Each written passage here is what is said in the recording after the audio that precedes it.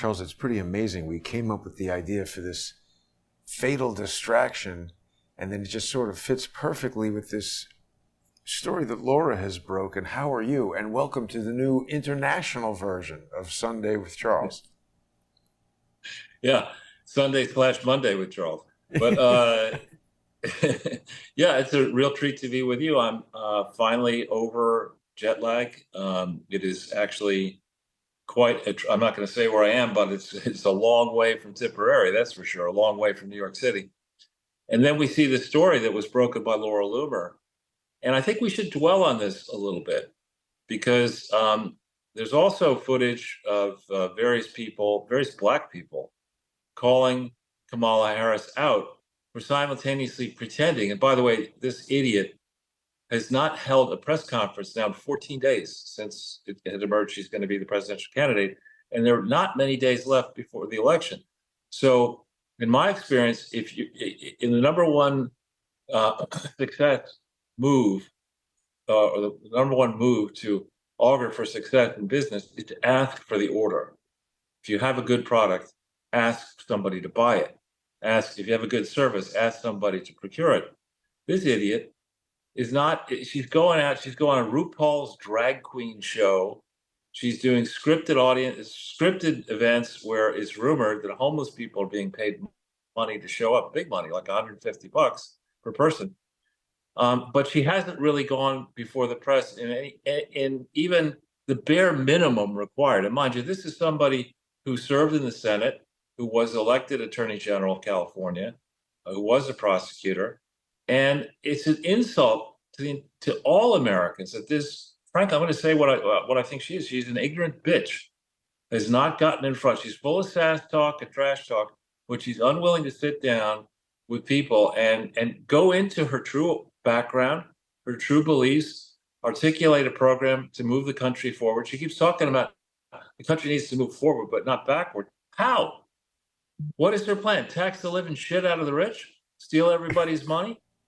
Borrow more money? Get us involved in more wars? What is her prescription for moving this country forward? How can we know when she won't even meet with anybody?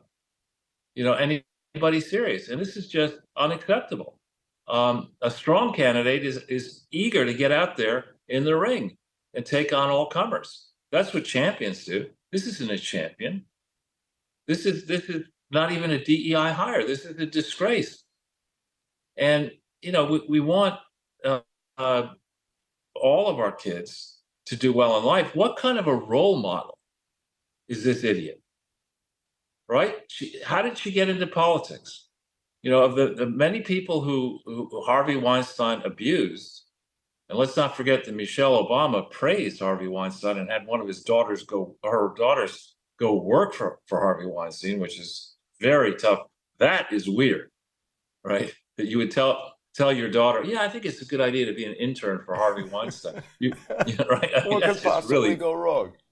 Yeah. Why don't you let's go over to Victoria's Secret together and get you some work clothes. I mean, but with Kamala, here's an idiot who, as the wonderful, I watched the clip, this woman, Michaela Montgomery down in Atlanta, single Black mother, gets up and she just took it right to Kamala. She said, how could Kamala, ask Mrs. Willie Brown how Kamala feels about Black families, right? I mean, she didn't go into that relationship when she was 29 with a 60-year-old man because she genuinely fell head over heels in love, the way Monica Lewinsky thought she was in love with Bill Clinton. And I'm not excusing Monica Lewinsky's behavior either. Here's a woman who frankly, I'm very puzzled by Kamala Harris's academic background. Her father went to Stanford. Her mother was a doctor, supposedly smart, and she went to Howard University, and I forget which law school, but I mean, she has an undistinguished academic record. She finds herself in the company of a kingmaker in California, and she decides to sleep her way up. I'm not with that. And then I guess she leaves him for Montel Williams. And then she ends up marrying this idiot Emhoff, who I guess his first wife was a very successful film producer, which now explains how he somehow has this expensive mansion in California that Kamala lives in part-time. But here's Emhoff having these two kids, at least one of them, the model, is raising money for Hamas. She's crazy.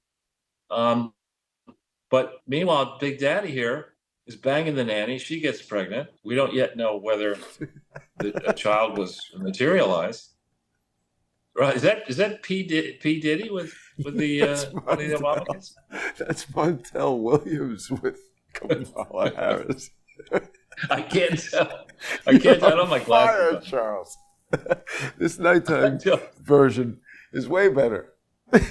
Yeah, I don't have my glasses on, so I can't really see the line. No, that's Montel, I think, with his daughter and Kamala Harris. I don't know. There's some, this is some fancy LA party or something they're at. Right. People magazine. Right, but the point here is that Kamala Harris is one of these people who's gotten ahead playing an inside game. She when it suited her, she pretended she was Indian American, which I suppose she is. Or she's Indian American. She said she was Asian. Now, technically, is India a part of Asia? Yes, but barely. And there's anyway. So she said she was Asian American. Now she's black, and somebody has put up her pedigree chart.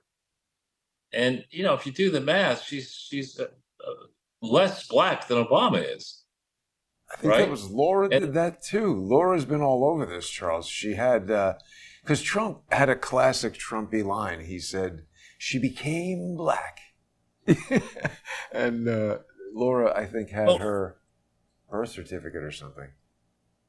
Yeah, well, and then you trace it back into the ancestry of this person. But, the other thing is, if you go back to, not Barack Obama, the idiot Joe Biden, appearing, I'm not interested in elective politics, but obviously I enjoy talking about it, especially on this show with you. But you think back to Joe Biden. Here's this veteran Solon, from Washington, D.C. His entire life adult life has basically been in elective politics. He's run many elections. There are blacks in Delaware. There are blacks across the country. You would think that somebody would have said, look, Charlemagne the God, pretty important show. If you're going to appear on it, here's this person's background. So Charlemagne famously in 2020, I think it was, started asking him a few pointed questions, and Biden erupted in the interview and said, something like, "You ain't black if you don't support me." Right. So Biden dared. Not just, that wasn't an offhand remark, in the back of Air Force One. I mean, this was on a very important podcast. He challenged this guy. You ain't black if you dare to criticize my policies. So, I mean, Biden somehow is equating your political beliefs with whether or not you're black. Yet it's wrong for Trump to legitimately question the pedigree of this Kamala Harris.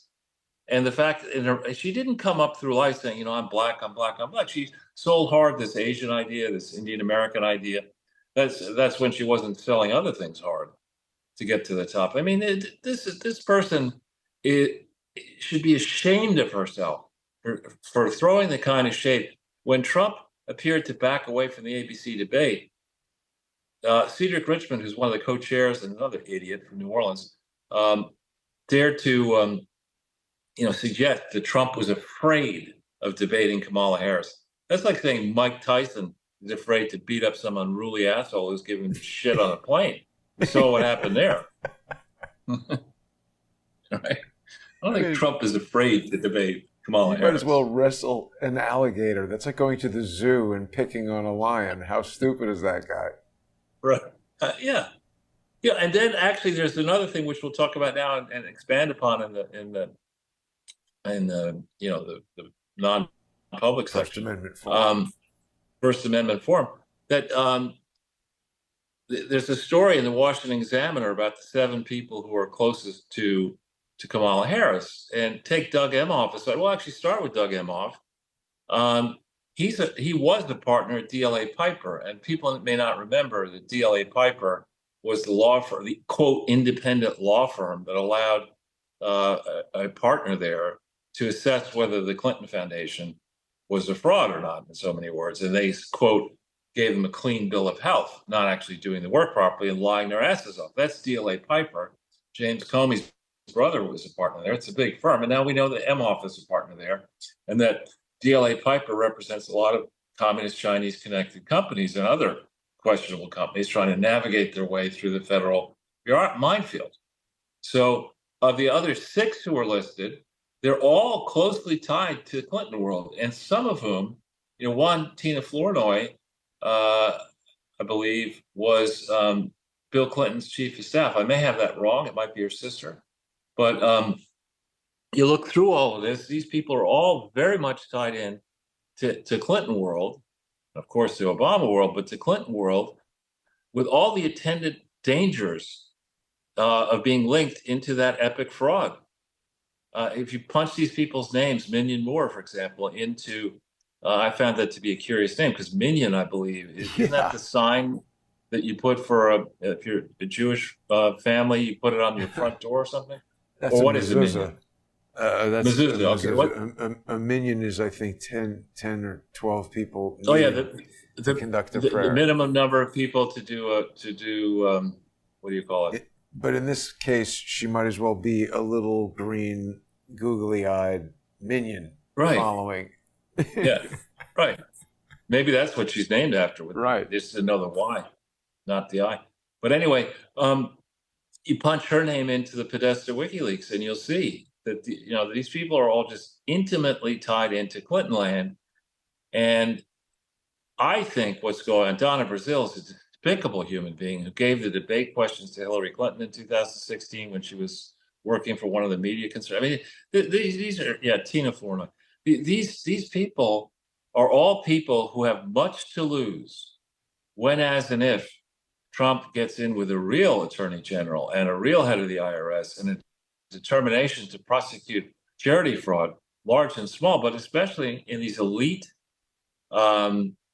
supposedly presidential foundations. There's a story circulating that the new Taliban has gotten smart enough to realize that nobody's prosecuting charity fraud. So the way they're stealing money is by setting up fake charities to which various government authorities are contributing funds to stabilize Afghanistan. It's going to fake charities because the Taliban are smart enough to realize that nobody's enforcing charity laws. I mean, it's ridiculous. I mean, and then we learned, on the excellent reporting you're doing on this assassination attempt, now we learned that the first time counter-sniper teams may have been deployed to protect Trump was in Butler. I mean, what the fuck is going on with our government money? But what do these people do? Do they just show up to work occasionally and pretend they're doing stuff? And any tough questions, that's confidential, national security, can't discuss that, ongoing investigation, can't do this, can't. Meanwhile, the donut bill is astronomical, and the fancy jet bill, and the people getting memoirs, and husbands are getting nannies, and this is just it's disgusting what's going on. It's disgusting how the mainstream media is not doing its job, or maybe its job is to just cover all this shit up and get in on the parties. It's disgusting. I agree, Charles. That was a power rant right there. They're getting nannies. They're getting nannies pregnant. For people who maybe missed it, Laura had this story that Doug Emhoff had cheated on his first wife with their nanny, impregnated the nanny. It's kind of blowing up. It really, for whatever reason, it's captured people's attention. And so the reason why I was thinking today's title is so appropriate, it just doesn't seem possible that Kamala is actually going to be the DNC candidate, and I think, or rather the Democrat candidate. And, the whole rejecting the debate with Trump seems like she's just a distraction until the convention when they will shove in Michelle that seems like a hint, right? I don't know if we showed this, we were talking maybe before the show, but there was a tweet earlier from I think this is the official Democrat, Twitter, and it was saying, okay, everybody get ready for the convention, and have all these signs that say Michelle. Yeah. I mean, it's been obvious all along. I mean, I think, I honestly believe that Michelle Obama is an atrocious manager. And there's nothing in her resume that says she's a good manager. Go back to what she was doing in Chicago, in the job that she had in a hospital. Some have said, I haven't looked at the details, so I can't say that this is my view, but some have alleged that her job at that hospital was to deny people coverage. She's got paid all black people. Yeah, and it's I don't know the truth of it, but this is not somebody. If you were, we need a turnaround expert. We need a team of turnaround experts, and turnaround experts are people who look very quickly at the thing that is arguing to be turned around and determines quickly. I mean, the real value of a turnaround expert is somebody who can look at a situation and say, this business is a corpse, bury it. Don't try to turn it around. Because you can burn a lot of money trying to pretend that corpses can be brought back to life. So I don't think America is a corpse, right? I think America can be turned around. So that said, you've got to understand what are the real devils that need to be addressed in the American economy, the American situation. Number one, in my view, is a government that is addicted to corruption, addicted to inefficiency, and that is burdened by public sector unions. If you're not prepared to take on the public sector unions at some stage, this country will become financially bankrupt. It may not be a corpse, but it's going to go bankrupt. Public sector union, there's no sector in the American economy, none, where you can go and not show up for work, do a shitty job, and argue that you ought to get a higher, compensation and get a pension in like 20 years. There's no part of the private sector where you can do that. But we can only talk about it after lunch, Charles, because we're busy until then. Yeah. The day next September when I work. That's got to change. And Michelle Obama is the queen of parties, the queen of private jet travel, the queen of sinecures, the queen of fancy living, the queen of mansions. This is not somebody who wakes up every day. Sam Zell is dead. He was a great real estate turnaround operator. His nickname was the Grave Dancer.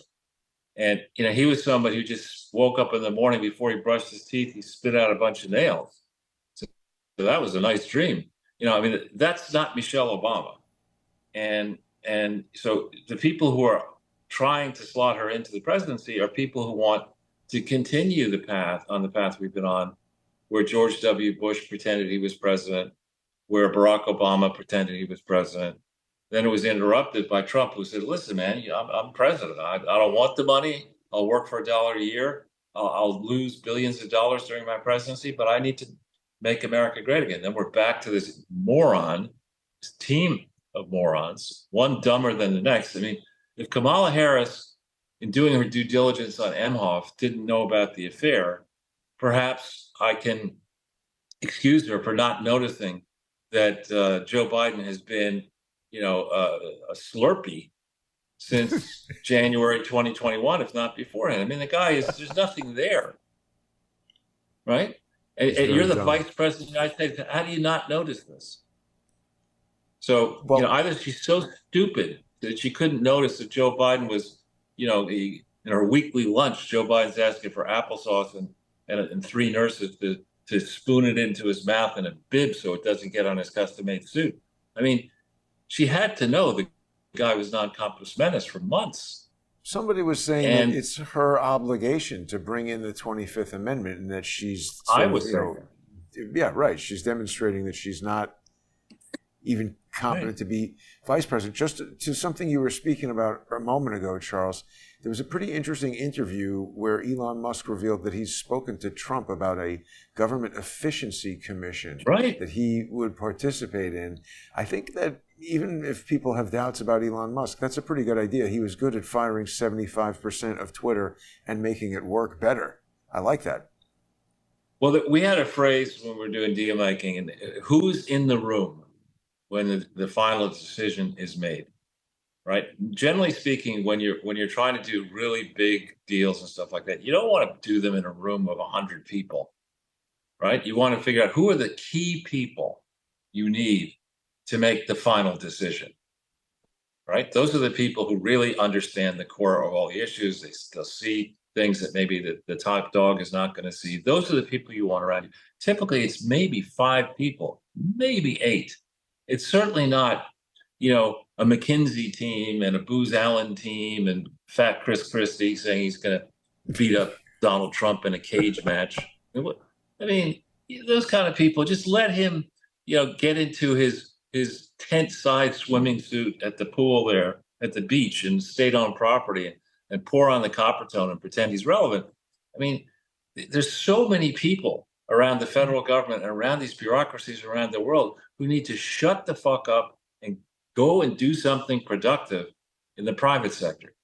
I mean, this guy is a maroon, as my Lebanese friend used to call morons. I mean, he's a maroon.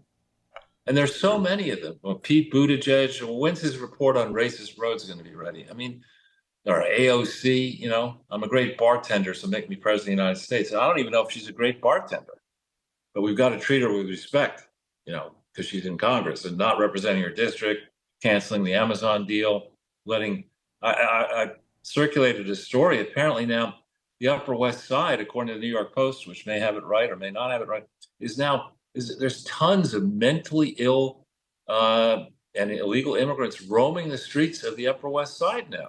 That's the whole entire city. It's the whole city. Yeah. I mean, Charles, the best thing about AOC, they could keep her campaigning with Democrats and then they lose. Yeah. Yeah. Oh my God. That's how. But yeah, and then meanwhile around the world, Lebanon is now issued. I was in Lebanon. I had a summer job in Egypt in 1975, and on the way back, the airplane stopped in Beirut. And flying in, it was just really spectacularly beautiful. These cedar trees on the mountaintops. You could ski up, not in the summer, but you could ski in the morning and go to the beach by day. In the afternoon, you could have there's wonderful food in Lebanon. Lebanon has been a mess for 50 fucking years, right? And Why is that? Well, it's these globalists, right? It's the Soroses of the world. It's the Klaus Schwab, when he's not busy wearing Star Trek outfits. I mean, these people go around and they think there's a one-size-fits-all approach to life. Isn't it fun to have yet another international conference where we can have caviar and hookers? I mean, the answer is that if you want to have law and order in a country, begins with the people. Are the people educated? Are they interested? Are they engaged? Do they have hope? And then it moves to the family, and it moves to if you live in an apartment, your apartment building, your street, your borough, your city, your state. The last thing you need is a bunch of bartenders like AOC and boneheads like Kamala Harris. I mean, think of that bonehead. She goes to the Munich International Security Conference, and she basically signals to the Russians, you need to invade. Because the Russians had drawn a red line. She said, we're going to cross that fucking red line. After all, what is Ukraine? I mean, it's right next to you. I mean, if you wanted to do something equivalent to what we're pushing the Ukrainians to do in Mexico, we wouldn't care. We'd just say, fine, yeah, no problem. Come on in, It would have even been better, Charles, if Kamala Harris went to this security conference, give a PowerPoint presentation with a picture of a crane in it, and she'd say, here are you, and this is a crane. Ukraine is a country. Exactly. Space. Man, that's just I can't believe she actually said this, but, because I'm not great with technology, but I mean, she actually said, isn't the cloud wonderful? It's up there in the sky. Yeah, she was explaining the cloud. It was so stupid. But Charles, we're almost out of time here. We're gonna complete the show in the First Amendment Forum. People are going to be able to join us on odyssey.com/@crowdsourcethetruth, crowdsourcethetruth.substack.com, and subscribestar.com, and patreon.com/crowdsourcethetruth. There's a lot more to talk about, Charles, with the assassination attempt, the investigations going on into that, the continued idiotic press conferences from the Secret Service, all this nonsense with Kamala Harris, her husband, et cetera, et cetera. So we'll be right back, everybody. Stay with us.